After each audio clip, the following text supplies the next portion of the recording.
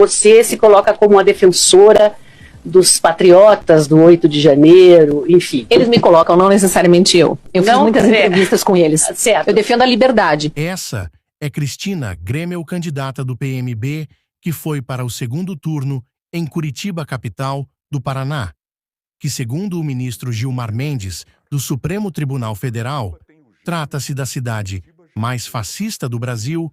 Gilmar afirmou que Curitiba tem o germe do fascismo. Curitiba gerou Bolsonaro. Curitiba tem o germe do fascismo. Curitiba, local onde mais de 75% dos eleitores votaram em Jair Bolsonaro. Nessa entrevista da candidata extremista em um podcast, podemos notar claramente como o negacionismo é adotado como estratégia da extrema-direita.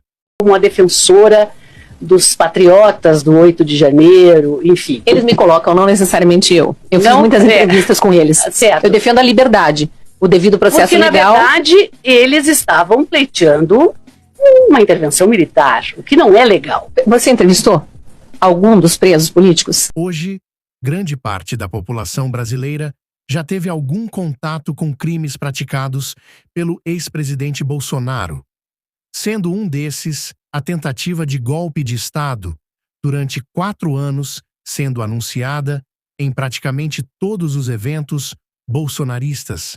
Podemos citar os acampamentos antidemocráticos, que culminou nos ataques do dia 8 de janeiro, quando o Grêmio chama os condenados por vários crimes praticados contra o Estado Democrático de presos políticos. A candidata, além de negar os fatos, automaticamente acusa o STF de praticar prisões ilegais. Uma intervenção militar, o que não é legal. Você entrevistou algum dos presos políticos? Presos políticos. As frentes dos quartéis aqui, eu passei. Você disse que 100% daquelas pessoas queriam uma intervenção militar no sentido de golpe. Os cartazes eram muito claros. Você já leu o artigo 142 da nossa Constituição? Porque existe uma previsão na nossa Constituição para intervenção militar. O que aquelas pessoas, a imensa maioria dos que eu entrevistei, eu não estou dizendo que não tenha, nas passeatas do impeachment da Dilma, tinha gente pedindo intervenção militar nos sentidos de golpe militar, mas era 200 mil pessoas na boca maldita e 3 ou 4 com cartaz de intervenção militar. Não dá para dizer que a manifestação fora Dilma era... Hoje sabemos que Dilma e toda a esquerda, na verdade, sofreu um duro golpe, e não somente um impeachment, na época em que a candidata negacionista afirma ter visto, em meio a 200 mil pessoas, em um espaço do calçadão da Rua 15 de Novembro, em Curitiba, local onde sempre couberam pouco mais que 40 mil pessoas. Uma vez que esse mesmo ponto, há muitos anos, é utilizado para eventos natalinos, sempre lotando com pouco mais de 40 mil pessoas. Porém, coincidentemente, a Polícia Militar conseguiu contar inacreditáveis 200 mil pessoas, justamente em um evento lavajatista, apoiando um golpe contra nossa presidenta Dilma. E como por um milagre, a candidata ainda conseguiu ver somente 3 ou 4 cartazes pedindo intervenção militar. Tinha gente pedindo intervenção militar nos sentidos de golpe militar, mas era 200 mil pessoas na boca maldita e 3 ou 4 com cartaz de intervenção militar. Não dá para dizer que a manifestação fora Dilma era por pedido de intervenção militar. E essa é uma confusão que a imprensa costuma fazer, né? Tem um ranço do regime militar. A ditadura militar brasileira foi instaurada no Brasil em 1 de abril de 1964 e que durou até 15 de março de 1985, sob comando de sucessivos governos militares. De caráter autoritário e nacionalista, a ditadura teve início com o golpe militar que derrubou o governo de João Goulart, o então presidente democraticamente eleito. O regime acabou quando José Sarney assumiu a presidência, o que deu início ao período conhecido como Nova República, ou Sexta República. Porém, a candidata nega os fatos e chama de regime militar. Não via como a tônica daquelas manifestações a intervenção militar. As pessoas queriam o código-fonte da urna, queriam entender o que aconteceu na eleição. Na frente do quartel. Por que era na frente do quartel? Mas não sou eu que vou responder, vocês têm que perguntar para elas. Atualmente, qualquer pessoa sensata sabe que nunca nada de errado ocorreu com o processo eleitoral brasileiro. Nossas urnas são garantidamente seguras e muito confiáveis. Somos uma das maiores democracias do mundo em termos de voto popular, estando entre as 4 maiores democracias do mundo. Mas somos a única democracia do mundo que apura e divulga os resultados eleitorais no mesmo dia, com agilidade, segurança, competência e transparência. Isso é motivo de orgulho nacional. Vocês concordam com o julgamento dessas pessoas no STF, por exemplo? Porém, mesmo o judiciário tendo todas as provas sobre a lisura das eleições no Brasil e de que todos que estavam em Brasília no 8 de janeiro de 2022 estavam 100% ciente do que estavam cometendo e estavam pelo mesmo motivo, um golpe de Estado com Bolsonaro no poder. Mas mesmo assim, a candidata lança dúvidas sobre a decisão do Supremo Tribunal Federal. Talvez seja apenas uma mera coincidência, mas se trata justamente da mesma jornalista que sempre defendeu o ex-juiz Sérgio Moro e o procurador caçado Deltan Dallagnol nas falcatruas da Lava Jato. Eu mostrei nas minhas colunas da Gazeta do Povo inúmeros vídeos que o Senado liberou para as defesas, e as defesas me passaram, de vândalos mascarados com balaclava na cabeça, igual bandido mesmo, descendo de rapel por mangueiras de incêndio pelos janelões do Senado e saindo calmamente, caminhando pelos fundos, nunca foram presos. Tinham vandalizado todo o prédio público lá dentro do Senado. Ao passo que as 32 pessoas presas no plenário do Senado, entre elas o Clezão, não tem uma cena de vandalismo. Tem acho que 8 horas de gravações de dentro do Senado. Eles estão de joelhos, eles estão rezando, eles tiram fotos com os policiais, eles sentam, conversam com os policiais.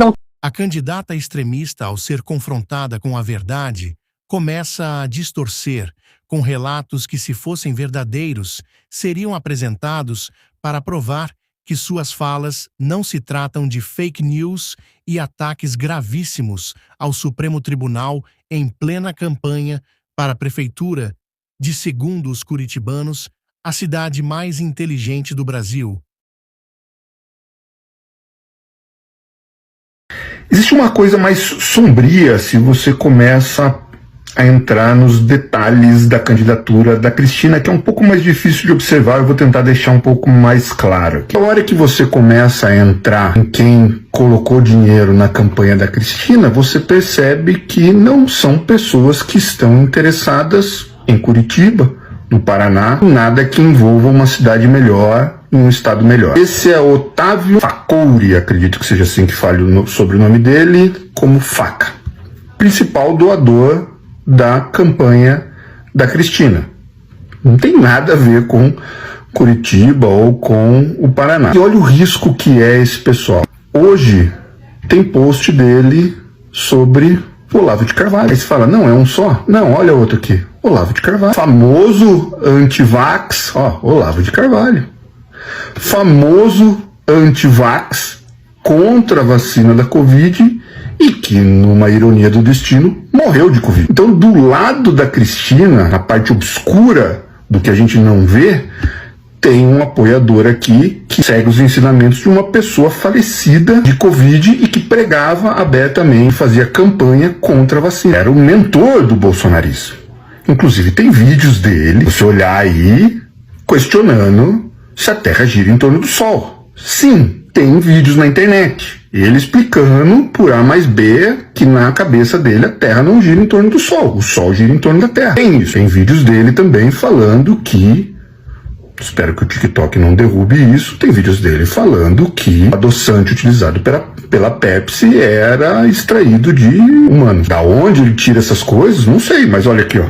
O principal doador da Cristina compartilha e endeusa seu Olavo de Carvalho. Porque se ela ganhar, esse pessoal vem junto. E aí é uma briga de pessoas que não são da região querendo brigar com as pessoas que são da região. Quem vai perder? Me chama a atenção um fenômeno, um descolamento impressionante entre o governo Lula, descolamento no voto do eleitor.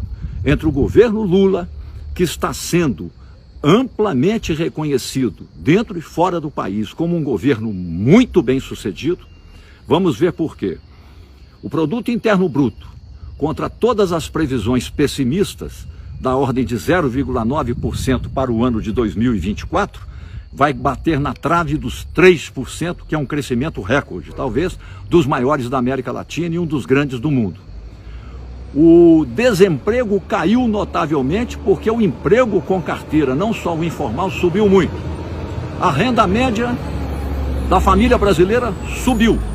Todos os programas sociais redistributivos de renda e de bem-estar desabilitados pelo bolsonarismo, pelo governo Bolsonaro e pelo governo Temer, voltaram a pleno vapor, inclusive o Minha Casa Minha Vida. Todos eles. Nunca houve tanto crédito e incentivo para o agronegócio e a agricultura familiar. O BNDES está colocando muito dinheiro no fomento à industrialização substitutiva de importações, ao médio empresário, ao pequeno empresário. A economia vai bem, o déficit fiscal está caindo e é provável que nós cheguemos ao final do ano com déficit fiscal zero ou muito próximo de zero, contra as previsões dos conservadores brasileiros, numa espécie de torcida do mal para que as coisas dessem certo. Então o governo Lula vai bem, de um modo geral. Entretanto, o governo Lula não foi decisivo na tendência de voto dos eleitores. Tanto é que o PT não se saiu bem nas eleições nacionais. Até o presente momento, pode ser que nós conquistemos a Prefeitura de Fortaleza. Acredito que sim, mas para um partido que já conquistou 8 prefeituras de capitais ao mesmo tempo, e nesse momento terá como perspectiva, quando muito, conquistar apenas uma prefeitura, convenhamos, é um resultado muito aquém da história, da trajetória, dos feitos, das contribuições do PT para o Brasil. Então nós temos que refletir sobre isso. Nunca colocar a culpa no eleitor. O problema está no meio de nós. Nós do Partido dos Trabalhadores temos que ter a humildade, parar para pensar, refletir e identificar onde erramos e como vamos nos corrigir. Gente, escuta só o que o Bolsonaro falou, escuta aí. Se isso for avante, essa inelegibilidade continuar valendo, eu jogo a toalha, não acredito mais no Brasil. Se isso continuar valendo, eu só tenho um caminho: cuidar da minha vida. Que assim seja, Bolsonaro inelegível e fora da vida política brasileira. E já vai tarde. Mas você é ele mesmo? Meu Deus, só tem uns gatos